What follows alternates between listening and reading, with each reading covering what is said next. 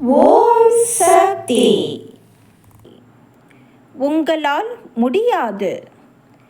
எனக்கு ஆலயம் கட்டவோ அந்த ஆலய வளர்ச்சிக்கு வழிவகுக்கவோ உங்களால் முடியாது.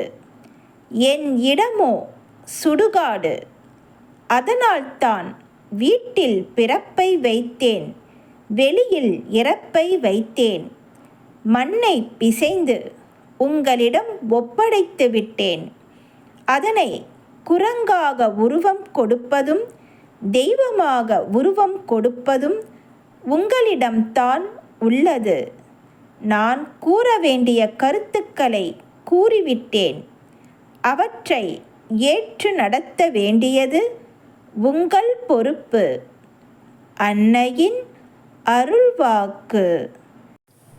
அருள்வாக்கு என்ற பாத்திரம் என்னுடைய அருள்வாக்கு என்ற பாத்திரத்தை பயன்படுத்தி எதிர்கால வாழ்வினை அமைத்து கொள்ள வேண்டும். எல்லோருக்கும் பகிர்ந்தளிக்க வேண்டும். அன்னையின் அருள்வாக்கு. Please share and subscribe. Om Sakthi.